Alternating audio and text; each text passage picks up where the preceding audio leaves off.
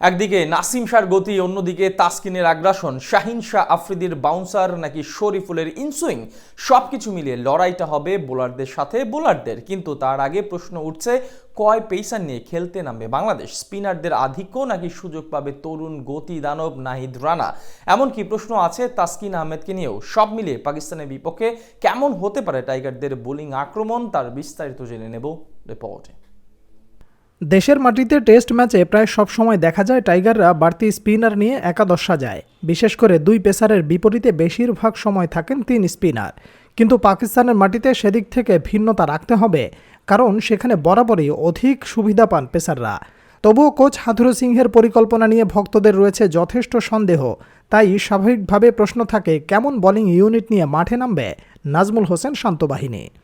প্রায় 5 বছর পর পাকিস্তানের মাটিতে টেস্ট সিরিজ খেলতে গেছে টিম টাইগার্স। সবশেষ যখন গিয়েছিল তখন অসহায় আত্মসমর্পণ করতে হয়েছিল তামিম মুশফিকদের। কিন্তু সময়ের পালাক্রমে এখন কিছুটা উন্নতি করেছে টাইগাররা। তাই ন্যূনতম একটা ম্যাচ জয়ের আশা করতেই পারেন ভক্তরা। আর সেটি বাস্তবায়ন করতে হলে সবচেয়ে মুখ্য ভূমিকা রাখতে হবে বোলারদের। কারণ পাকিস্তানের মাটিতে বরাবরই কঠিন চ্যালেঞ্জের মাঝে পড়তে হয় পেস বোলারদের। তাই বাড়তি পেসার নিয়েই দেশ ছেড়েছে টিম ম্যানেজমেন্ট। এই সিরিজ দিয়ে দীর্ঘদিন পর টেস্ট দলে ফিরেছেন তাসকিন আহমেদ। তাকে ছাড়াও নাম আছে আরও কয়েকজন পেসারের। সেখান থেকে কারা থাকবেন সেরা একাদশে, সেটাও একটা চিন্তার বিষয়। এছাড়া বোলিং আক্রমণে সাকিব আল হাসান ও মেহেদী হাসান মিরাজের থাকার সম্ভাবনা বেশি। হাথুরু সিংহের গেম প্ল্যান অনুযায়ী বেশিরভাগ সময় তাকে দেখা যায় কিছুটা রক্ষণশীল চিন্তা নিয়ে একাদশ সাজান। সেদিক থেকে সাকিবের সাথে স্পিনার হিসেবে থাকতে পারেন অলরাউন্ডার মেহেদী হাসান মিরাজ, কারণ বোলিংয়ের পাশাপাশি ব্যাট হাতেও বেশ পারদর্শী তিনি। বিপরীতে পাকিস্তানি বাউন্সি উইকেটের কথা বিবেচনায় এনে ন্যূনতম 3 পেসার খেলাতে পারে বাংলাদেশ।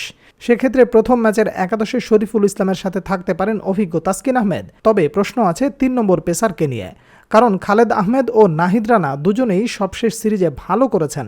যদিও অভিজ্ঞতার বিচারে খালেদ আহমেদ কিছুটা এগিয়ে থাকবেন, কিন্তু নাহিদ রানার বাউন্স ও গতি দুটোই আমলে নেওয়ার মতো বিষয়। এদিকে স্পিন কোচ মোশতাক আহমেদের কথাই ছিল ভিন্ন সুর। তার মতে ম্যাচের আগে পরিস্থিতি বুঝে তৈরি হবে একাদশ। এমনকি প্রয়োজনে 4 পেসার খেলাতে পারে টাইগাররা। তিনি বলেন, বাংলাদেশ একটি ভালো ব্যাপার হচ্ছে দলে এখন বেশ ভালো পেসার রয়েছে। অনুশীলনে আপনারা দেখবেন এখানে ভালো 4 থেকে 5 জন পেসার রয়েছে। ফলে আমি মনে করি পেসাররা ঠিক দিকেই এগোচ্ছে। গেল কয়েক বছর ধরে দারুণ উন্নতি করেছে টাইগার পেস বোলাররা। সেখান থেকে বলা যায় পাকিস্তানের মাটিতে 4 পেসার খেলানোর সিদ্ধান্তটি হবে সময় উপযোগী। তাছাড়া এই সিরিজে দলে ফিরেছেন তাসকিন আহমেদ ও শরীফুল ইসলাম, তাই তাদের নিয়ে শক্তিশালী বোলিং আক্রমণ গড়া সম্ভব। দেশের মাটিতে টেস্ট ম্যাচে প্রায় সব সময় দেখা যায় টাইগাররা বাড়তি স্পিনার নিয়ে একাদশ সাজায়। বিশেষ করে দুই পেসারের বিপরীতে বেশিরভাগ সময় থাকেন 3 স্পিনার।